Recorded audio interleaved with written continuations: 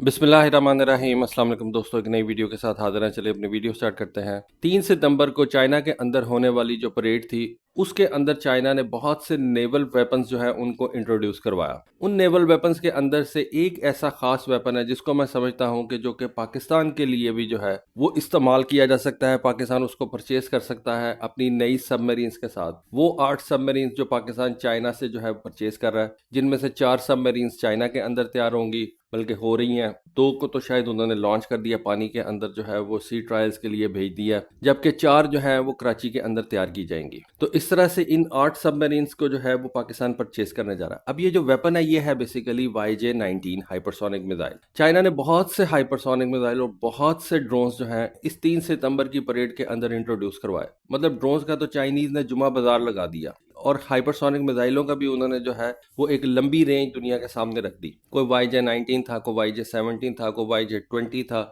एक इससे पहले हम YJ-21 भी देख चुके हैं, जो कि चाइना के टाइप 055 वाले बैटल क्रूजर के ऊपर से जो है वो फायर किया जा सकता है। वो भी एक हाइपरसोनिक मिसाइल है। लेकिन इस पूरी परेड के अंदर जितने भी वेपन सिस्टम्स इंट्रोड्यूस करवाए गए, खासतौर पे जो नेवी के लिए इस्तेमाल किए जा सकते थे, उनमें से ये जो YJ-19 है उसने थोड़ा सा अपील किया। और उसकी क्या रीजन थी? उसकी रीजन थी इसका छोटा साइज होना। देखें, जो सबमरीन्स पाकिस्तान नेवी लेने जा रही है ना, उसकी जो एक दो तस्वीर हमारे सामने आई हैं, उनमें मेरी ख्वाहिश ये थी, और जितनी भी मैंने उनके ऊपर वीडियोस बनाई उनमें मैं कहता था कि इनके ऊपर पाकिस्तान को VLS सिस्टम्स रखने चाहिए। VLS सिस्टम अगर इन सबमरीन्स के ऊपर रखा जाएगा, बनाया जाएगा, तो फिर आप इन सबमरीन्स से कोई हैवियर मिसाइल जो है वो फायर कर सकते हैं। अगर VLS सिस्टम नहीं होगा तो फिर आपके पास सबमरीन के अंदर एक ही जगह बचती है जहां से आप मिसाइल्स जो है वो फायर कर सकते हैं, और वो होती है टॉर्पीडो ट्यूब। पाकिस्तान नेवी ने जो अपना बाबर 3 क्रूज मिसाइल, जो कि एक सबमरीन लॉन्च क्रूज मिसाइल है, उसको पाकिस्तान नेवी अपनी अगोस्टा क्लास की सबमरीन की टॉर्पीडो ट्यूब से फायर करती है, क्योंकि VLS सिस्टम तो हमारी अगोस्टा क्लास की सबमरीन्स पे भी मौजूद नहीं है। और फिर आने वाले दिनों में हमें इस तरह के मिसाइल्स भी चाहिए जो कि हमारी सेकंड स्ट्राइक कैपेबिलिटी को जो है वो इंश्योर कर सकें। तो उसके लिए फिर पाकिस्तान नेवी ने अपना जो बाबर मिसाइल था, जो कि हमारी ज़मीनी फ़ौज इस्तेमाल करती है, या कह लें कि अब रॉकेट फोर्स इस्तेमाल करेगी, उसको मॉडिफाई किया और उसको सबमरीन लॉन्च क्रूज मिसाइल के अंदर कन्वर्ट किया। उसके लिए आपको मिसाइल को काफ़ी ज़्यादा जो है वो चेंज करना पड़ता है। ख़ास तौर पे उसका जो लॉन्च मैकेनिज्म होता है वो बहुत ज़्यादा तब्दील किया जाता है। ज़मीन से तो आपने लॉन्चर के ऊपर रख के तो फायर कर दिया, पानी के नीचे से जब आप एक क्रूज मिसाइल को फायर करते हैं तो उसके लॉन्च मैकेनिज्म में जो है वो आपको बहुत ज़्यादा टेक्नोलॉजिकल चैलेंजेस का सामना करना पड़ता है। खैर, हमने वो किया और अपने बाबर को सबमरीन लॉन्च क्रूज मिसाइल के अंदर कन्वर्ट कर लिया। अब जैसा कि मैंने आपको कहा कि अगर आपने एक सबमरीन से हैवियर मिसाइल्स फायर करने हैं तो आपके पास सबमरीन में VLS सिस्टम होना चाहिए। अगर तो हमारी उन 8 चाइना की जो नई सबमरीन हम परचेज करने जा रहे हैं टाइप 039 वाली, उनके अंदर कोई VLS सिस्टम नहीं रखा गया, फिर जैसा कि मैंने कहा कि हमारे पास एक ही रास्ता बचता है कि जहां से हम अपने टॉर्पीडोज भी फायर कर सकते हैं, अपने मिसाइल्स भी जो है वो फायर कर सकते हैं, चाहे वो मिसाइल बाबर 3 की सूरत में हो या कोई नया मिसाइल जो हम डेवलप कर रहे हैं या हमने किसी से परचेज करना है। तो वो एक ही जगह के हम उस सबमरीन की टॉर्पीडो ट्यूब से उस मिसाइल को जो है या उस टॉर्पीडो को फायर करें। और ये स्टैंडर्ड 533 mm के टॉर्पीडो ट्यूब्स होते हैं जिनके अंदर से ये फायरिंग जो है वो आप कर सकते हैं। तो ये जो YJ-19 हाइपरसोनिक मिसाइल है ना, इसका डायामीटर आप देख लें, इसकी ओवरऑल साइज आप देख लें, वो आपको इन टॉर्पीडो ट्यूब से फायर करने के लिए जो है वो परफेक्ट नजर आएगा। वरना जो YJ-17 देख लें, YJ-20 देख लें, और मेरा नहीं ख्याल कि ये टॉर्पीडो ट्यूब से आसानी से फायर किए जा सकते हैं। इन YJ-17 या इन YJ-20 किस्म के मिसाइलों को या इवन YJ-21 किस्म के मिसाइल को आपने फायर करना है तो उसके लिए आपके पास अपनी सबमरीन के अंदर VLS होना जरूरी है। लेकिन अगर आप इस YJ-19 साइज का मिसाइल हासिल कर लेते हैं, जिसकी रेंज हो सकता है कि 300 किलोमीटर से आगे पीछे हो, उसको आप आसानी से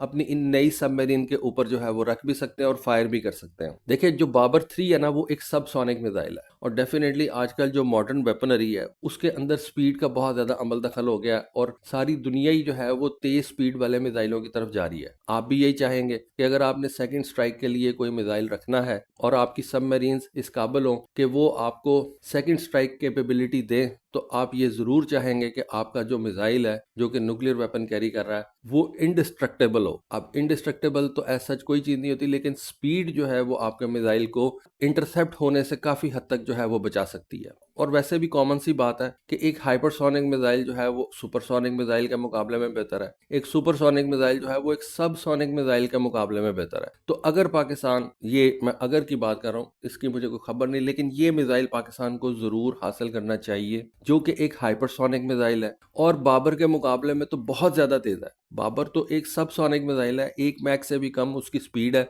जबकि ये जो YJ-19 स्क्रैमजेट पावर्ड वाला हाई एल्टीट्यूड क्रूज मिसाइल है जो कि बूस्ट लॉन्च कैपेबिलिटी के साथ आता है और एक स्टैंड ऑफ स्ट्राइक वेपन है, इसको अगर आप अपनी सबमरीन से फायर करते हैं तो ये हाइपरसोनिक स्पीड यानी कि कम से कम 6 मैक की स्पीड से ऊपर जाएगा। हो सकता है 8, 9, 10 मैक इसकी स्पीड हो, ये तो अभी चाइना ने रिवील नहीं की, लेकिन इतनी स्पीड अगर होगी कि इसको चाइनीज जो है वो हाइपरसोनिक डोमेन के अंदर लेके आ रहे हैं तो ये कम से कम 6 मैक से ऊपर जाएगा। जबकि बाबर का मैंने आपको बताया कि वो तो 1 मैक भी अभी मेरा नहीं ख्याल के अचीव कर सकता है। उसकी रीज़न ये है कि वो एक सबसोनिक मिसाइल है। तो ये जो YJ-19 मिसाइल है ये एंटीशिप रोल के अंदर भी इस्तेमाल किया जा सकता है। हो सकता है इसको थोड़े से मॉडिफिकेशन के साथ, मतलब हाइपरसोनिक टेक्नोलॉजी इसके अंदर इनकॉर्पोरेट रहे, इसका सीकर वगैरह जो है उसको थोड़ा सा बदल के इसके अंदर थोड़ी सी मॉडिफिकेशन करके इसको आप लैंड अटैक क्रूज मिसाइल के अंदर भी तब्दील कर सकते हैं। अगर ये सिर्फ एंटीशिप वेपन के तौर पे इस्तेमाल किया जाए तो दुश्मन के जो बड़े बड़े वॉरशिप्स हैं उनके लिए बहुत बड़ा खतरा होगा, और अगर इसको आप लैंड अटैक क्रूज मिसाइल के अंदर तब्दील कर देते हैं तो फिर ये आपकी सेकंड स्ट्राइक कैपेबिलिटी को भी जो है वो इंश्योर कर सकेगा। और मेरा ख्याल है कि पाकिस्तान नेवी को इस मिसाइल के ऊपर बहुत काम करना चाहिए।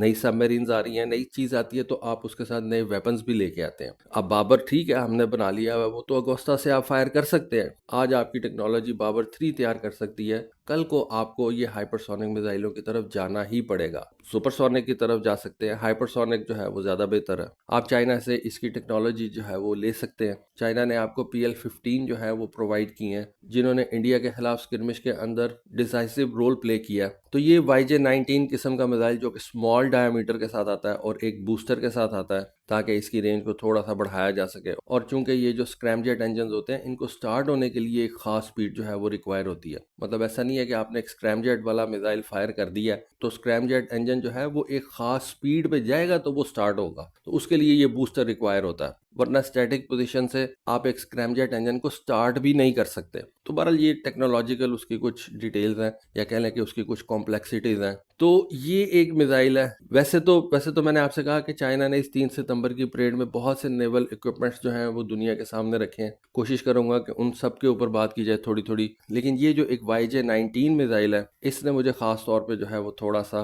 पाकिस्तान के हवाले से अपील किया था, सोचा आपके साथ इसकी डिटेल थोड़ी शेयर करूं। इस वक्त दुनिया के अंदर बहुत कम नेवीज हैं जो ये हाइपरसोनिक डोमेन के अंदर मिसाइल्स इस्तेमाल कर रही हैं, खास तौर पे मैरीटाइम डोमेन के अंदर। इन ममालिक में चाइना है, रशिया है और नॉर्थ कोरिया है। अमेरिका भी अपने हाइपरसोनिक मिसाइल्स डेवलप कर रहा है। तो बहरहाल अगर आपने अपने एडवर्सरी के ऊपर एज हासिल करना है तो आपको इस तरह के नए और जदीद और टेक्नोलॉजिकली एडवांस वेपन सिस्टम जो हैं वो चाहिए। और अगर आपकी सबमरीन के ऊपर कोई VLS सिस्टम नहीं है जो कि एक हैवियर मिसाइल फायर कर सकता है और सिर्फ टॉर्पीडो ट्यूब के जरिए से आप अपने मिसाइल्स फायर कर सकते हैं, तो फिर आपको इन टॉर्पीडो ट्यूब्स के अंदर बेहतर से बेहतर वेपन जो है वो रखना चाहिए। तो दोस्तों ये थी आज की वीडियो इन्फॉर्मेशन। कमेंट सेक्शन में ज़रूर अपनी राय से आगाह कीजिएगा। आज के लिए बस इतना ही। Thank you. अल्लाह हाफिज़।